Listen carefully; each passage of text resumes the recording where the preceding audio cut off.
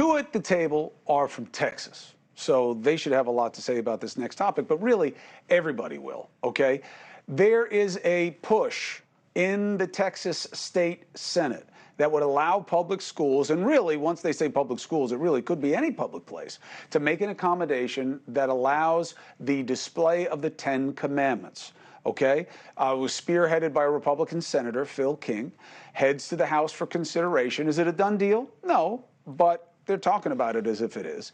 King says that the bill will remind students all across Texas of the importance of the fundamental foundation of America. The Texas Senate also gave final approval for a bill that would allow public or charter schools to require time set aside on campus for students and employees to read the Bible and or pray. Now, let's deal with the easy stick against this argument, which is we have Supreme Court precedent that you don't play with the institutionalization of religion. And by putting the Ten Commandments up there, you're putting a set of religious rules out there as okay when we don't allow that for any other religion. Why is this okay, Mayra?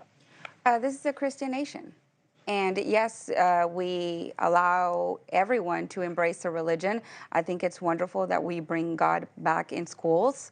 I think that the Ten Commandments is something great for our children to follow and be raised with.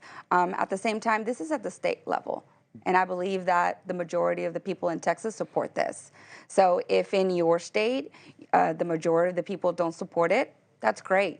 But I don't believe that the federal government should come and tell Texas what to do in Texas. The Supreme Court differs. Yeah, there's something else that government should not do, and that's religiously instruct my kid. I'm a big fan of the Ten Commandments. I wear my faith on my sleeve, even on the show that I do.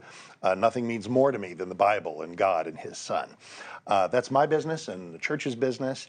Ten Commandments are great, and as we talked about the air, some of them are great advice for everybody. Don't kill anybody, don't steal stuff, don't commit adultery. But then there's stuff about the Sabbath and the primacy of the God of the Bible, which is a wonderful thing for me to teach my kid. Less so when a government school slaps it on the wall. Now, the problem we have, and I think Mayra and a lot of people can tell you all about this, and I think it's why it is popular, is since Madalyn Murray O'Hair, who hated God and the people who worship Him, she was a horrible example of how to make this point. Came in and had all these. This is a seminal plaintiff in removing prayer from schools. In 1963, right. Exactly. And people said that kicked God out of school. What a middling opinion one must have of God to say that you can kick Him out of a school. I carried Him in with me every time I walked into that building. So ultimately, the problem is that schools have become so radically secularized. We don't teach how devout the Founding Fathers were anymore. They were so mindful of God when they created this country. We don't teach that anymore.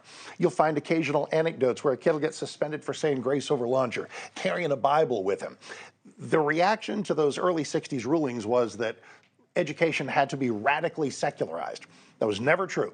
We should tell every kid how important the Bible is to our history and our culture, but when it comes to telling a kid this is what you should believe, that crosses a line. I'm a public school parent, and I think it's totally appropriate for schools to be teaching values about kindness and fairness and goodness, but I was also taught in my own public school as an immigrant to this country that this country was founded on religious freedom and people coming over here to be able to pray in the way that they desired, and that's from different faiths. That we should not have, we shouldn't get rid of this principle of church and state that I was also raised with, thinking, look, it's great to have values, it's great to bring them with you, and it's great to teach those to our kids, but they shouldn't be centered around one faith in a country that has tremendous diversity, including people who may not have a faith at all. I mean, if you look at the numbers, atheism is actually rising,